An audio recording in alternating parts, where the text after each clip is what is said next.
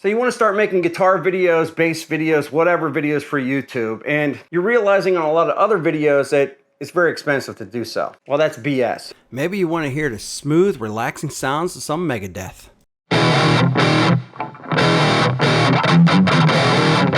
The uplifting sound of Come As You Are. An extremely underplayed song on FM radio from Guns N' Roses called Sweet Child O' Mine. Or a cleaner sound that might bring a tear to your eye.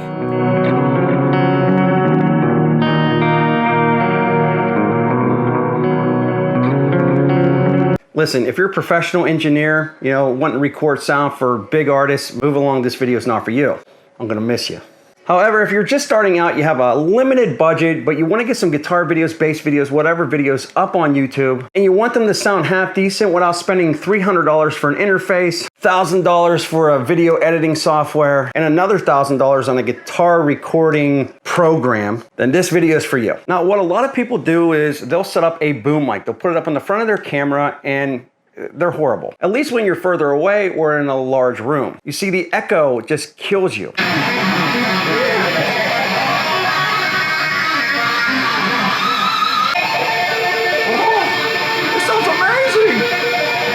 That might have sounded great to you, but it sounded like shit to everybody else. And there's a thing about YouTube videos. You can get away with subpar video quality, but when it comes to audio, if it's not somewhat close to being good, you're done. People will click off. Boom mics are great if you're up close and personal. We'll talk about that here in a second. All right, so let me show you how I actually do this. And I'll even show you how to upload the video that you take with the sound and pair it with a backing track so you can upload it to YouTube. So on me right now, I'm using a Rhodes lavalier microphone. It's the Rhodes Go microphone, and they're absolutely amazing for what they are. Now you have this and you have a receiver that goes up on top of your camera. But they have a new one out there called the Rhodes Pro, I think it is. We'll talk about that in a little bit later too, because that will come in really handy. Now for camera, what I shoot with is a DSLR. I use the Canon R6, but it doesn't have to be a $2,000, $3,000, $4,000, $5,000 camera. Any DSLR, my Pittsburghese is starting to kick in. It's gonna work for you. iPhone, Samsung, they're fine to start out with, but I'm just being honest with you, unless you're doing vertical videos all the time, it's not gonna cut it. Now on your camera, you have a mic jack, and a lot of people will run their mics directly into that mic jack, whether it's a boom mic, whether it's a lavalier, like I just showed you with the Rhodes. The problem is that your preamp on any camera, doesn't matter how expensive it is, it's just not set up for audio. They sound like sheep. But there is one piece of equipment that I've been using for years and it's held up fantastic. It's called the DXA-MICRO Pro Plus. And basically what this thing is it's a preamp. And it basically turns your camera into a miniature recording studio. Now how I do this, it's very, very simple. The preamp that sits up on top of your camera actually gets plugged into your mic. The mic input on your camera. But there's so many features to this and it's super easy to use. On the front here, you can see that you have a left and a right. So you can record in a left-right channel, separate channels, or you can record in studio, which I'm doing right now.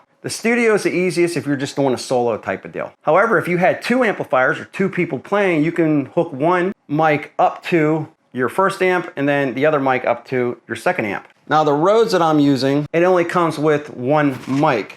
But the new Rhodes, you actually get two mics and the receiver, so you can plug in multiple different things or mic up multiple different things. Let's continue. On the front, you got a master volume, you got a monitor in, you got a phone jack for your headphones, you got the mono stereo button switch. You can run this thing on phantom power or 40 volt, which is very important. Talk to you about that here in a second. Your power on, your power off, and play and record, which don't worry about that. I just leave mine on play. But here's where this thing is huge. On the side of this thing, if you have a cordless XLR mic, you can hook this up directly to that preamp. Or if you had a corded, you can flip that 40 volt switch over to the right and it'll actually power your XLR mic now. So that's how you can run multiple mics off of this one preamp and run some really, really good mics through this preamp. Now the other thing that's really cool about this thing, the last thing you want is clipping. And this will alert you if you're clipping. You can see that I'm talking right now and this thing is lighting up green. But if I were to turn that volume up, that pre-volume too much, it'll start flashing red, meaning that I'm clipping. It's sending me a signal. Once you start clipping, you're not gonna be able to fix that.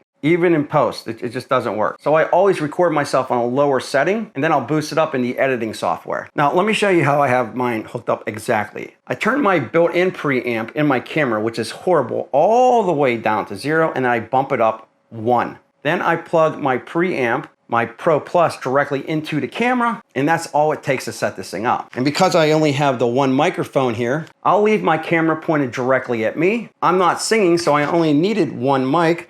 I'm taking that mic and I'm hooking it up to my amplifier. Now, the cool way to do it with the lavalier is set it right up on top, let it dangle, and I can move this thing around to any speaker that I want. I got 4 speakers. If I don't like the way it sounds here, I can move it here, very easy. But the shotgun mic will actually sound much better for you than a lavalier. It's just a higher grade quality microphone. All of the sound of this thing is going to be recording is coming right from the front of this. So I can take this, plug this on the preamp that's on top of my camera and run an extender all the way down to my amp. Or I can take a mic stand and basically adjust that anywhere I want in front of my microphone. This will give you much better quality. The thing is, I only recorded on the lavalier because I wanted to show you even the cheapest setup can get you half decent results. Anyway, now that I have my video camera recording me and then the audio being picked up on the amplifier, all I do now is take my camera, I insert it right into my computer, and I transfer the file. Now, what's nice about the recording on my camera, for me, being recorded at the same time on my Marshall, is that my audio and my video are already synced up. So when I transfer them into my editing software, I don't have to move things around. The only time I have to move anything around is if I'm adding my music, my pre-recorded, to a backing track. You see, what I used to do way back when is I would play the radio, the song would start playing, I would just play over top of it, getting horrible sound all around. But this method, I was able to record my mic. You weren't able to hear the radio that I was listening to. And then I just upload both files. So I'll upload the backing track file into my editor, and then I'll upload the recording that I just did into the editor, and then just basically sync them up over top. All right, so let me show you what I do here for the editing process. If I'm doing a backing track, you're gonna have to use an editor. Even if you use your cell phone, you wanna edit up clips, you use an editor. It just depends on which one you wanna use. This is Adobe Premiere Pro. Again, this is a more expensive one, but you can use Filmora or whatever you're using.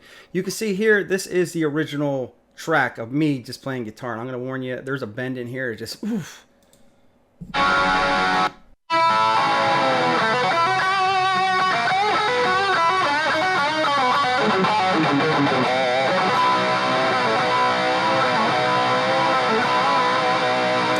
So that was just my guitar amp hooked up to the lapel microphone, and I was recording myself playing that.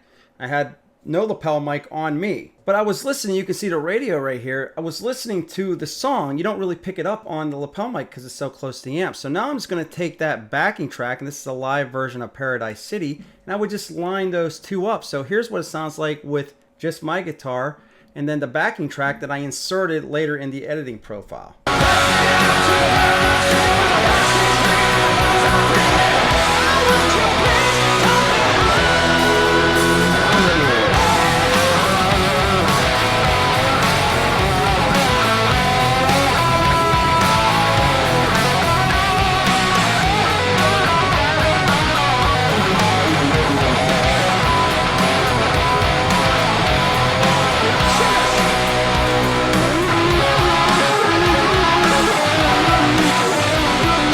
I had to shut it off because I know YouTube's just craving to take away my monetization on this video. But here's the thing.